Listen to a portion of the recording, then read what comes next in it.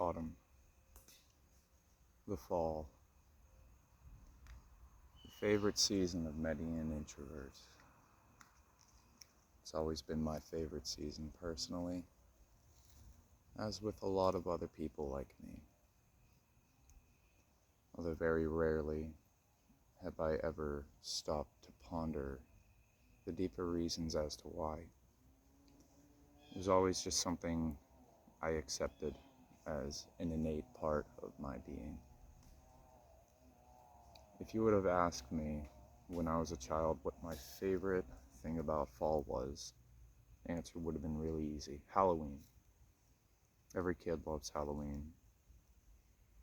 Most people, as adults, still love Halloween, myself included. But maybe that's a topic for a different video.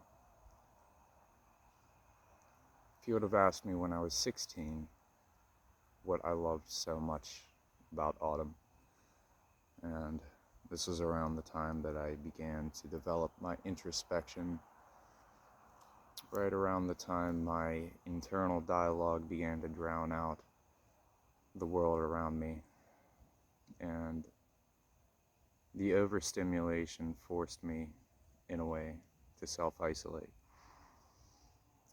And I would have said, oh, it's the changing of the trees where I find solace, or maybe the subtle silence carried by the wind between them. It was the place where I would go in a time where I felt I could truly be myself, here among the trees in the silence, and in this liminal state between the life of summer and the icy cold death of winter. I think a lot of us introverts, we find an authentic tranquility among the liminal. The lack of stimuli gives us a place to truly think and reflect. And in a way, here, the trees feel like home more than anywhere else among civilization. But the topic for this video is autumn, fall. A lot of us look forward to fall more than any other time of the year. But this one feels different. And this is me reflecting as to why that is, and why this time of year holds such a special place in my heart.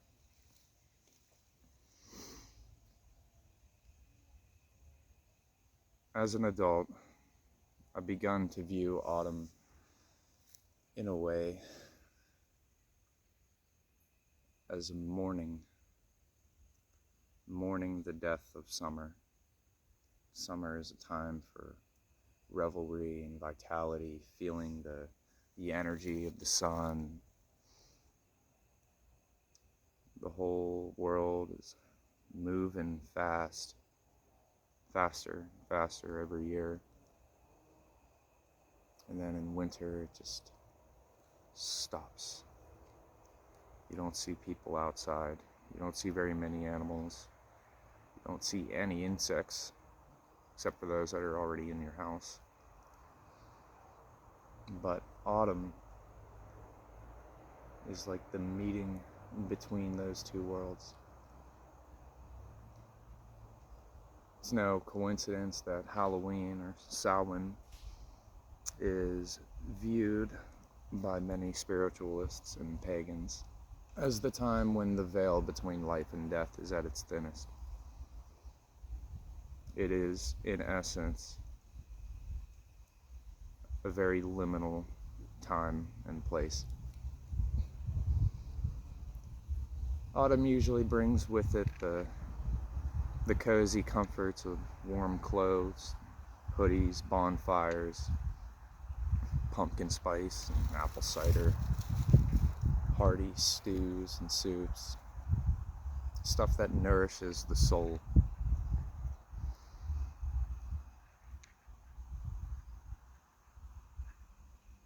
And fuck, do we need nourishment right now.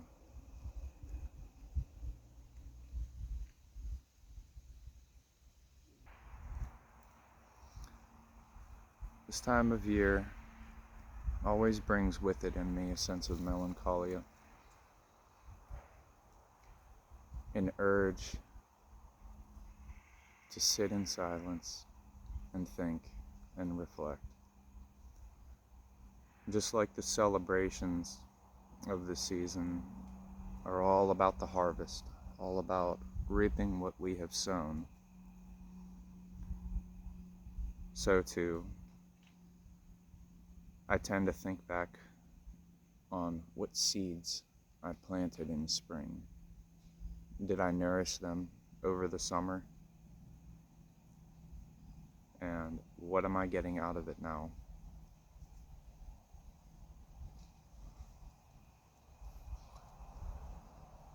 How many plans did I make that never came to fruition? How many ideas I never entertained? How many times I told myself, this year's gonna be different, this summer's gonna be different, I'm gonna do this and I'm gonna do that, and then it never happens.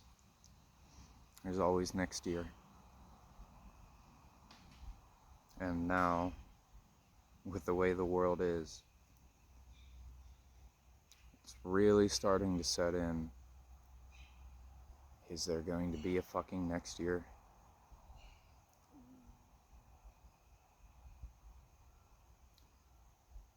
And so I come back to my old abode, my old refuge,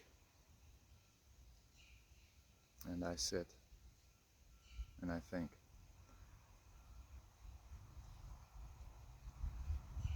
Usually, I'll write in my journal, or I'll write poetry. At least that's what I used to do.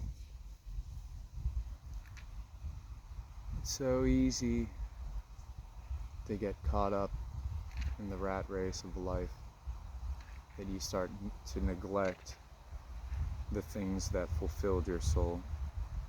And I find it ironic the times that I feel most compelled, most inspired to write things down or record my thoughts are the times that are most troubling, the times that I am going through the most internal strife.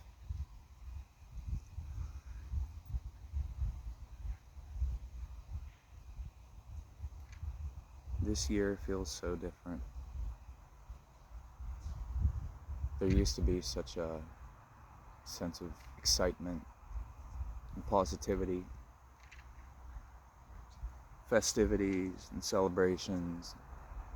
You're gonna watch spooky movies, you're gonna decorate, you're gonna have a party and dress up. And all those things rely on interpersonal connection. When you start to think it's not the aesthetic of Halloween, it's not the aesthetic of fall, it's not the fucking pumpkin spice or the candy or the skeletons and the bats. It's sharing those things with other people. And when everybody is so divided and caught up in their own troubles, rightfully so, I think as a collective we're struggling now more than we've seen in a long, long time.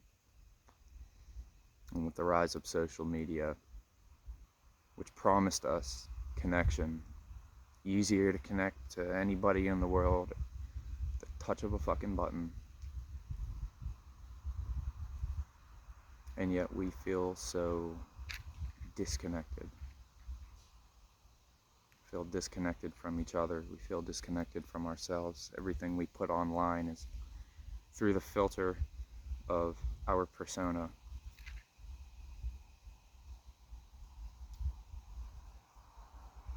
I don't want to do that.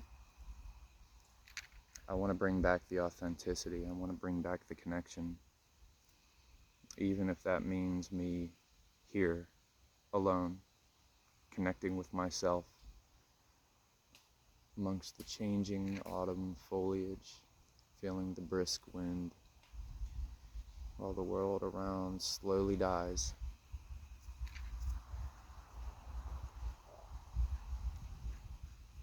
I will never be anything but myself. Not for you, not for my friends, not for my family.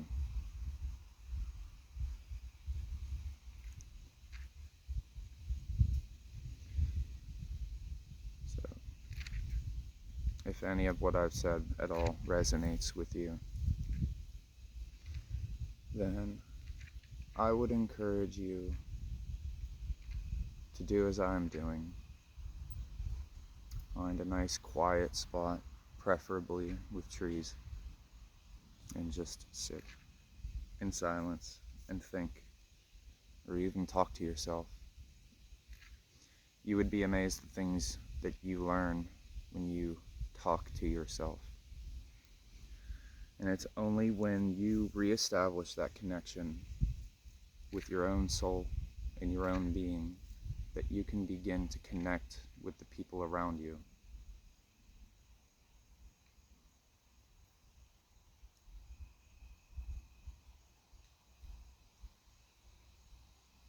This is a very bittersweet autumn.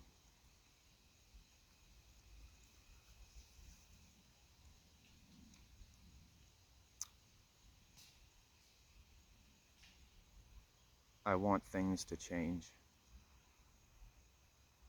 And I want to change things in my own life. And I want to change things in other people's lives. I want to reignite that love and that connection.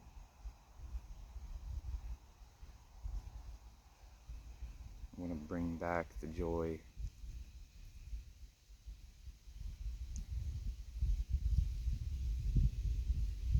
But we all need to be honest with ourselves. Only then can we start healing.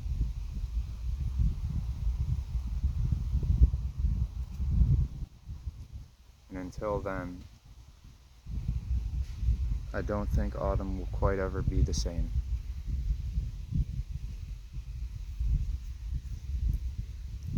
So, as I go down this path and this journey of opening myself up to myself and opening myself up to the world in the form of videos,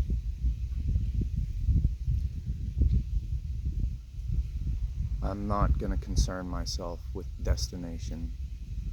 I'm not going to concern myself with the end goal. I'm going to focus right here on this journey.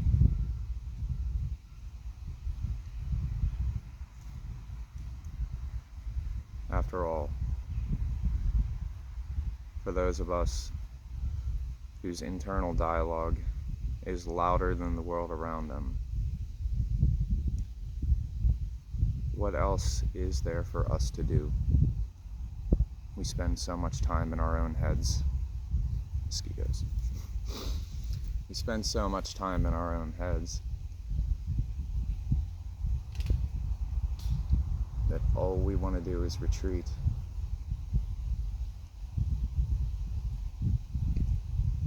We can never really do anything constructive as long as we're living up here and not out here.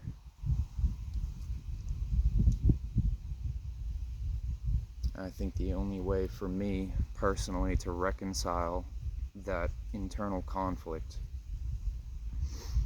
is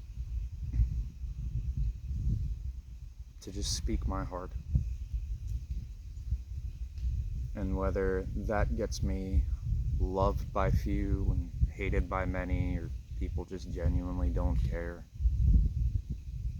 either way, I'll be at peace at knowing that I am living authentically and I'm being authentic. I'm never going to put on a mask. Never again.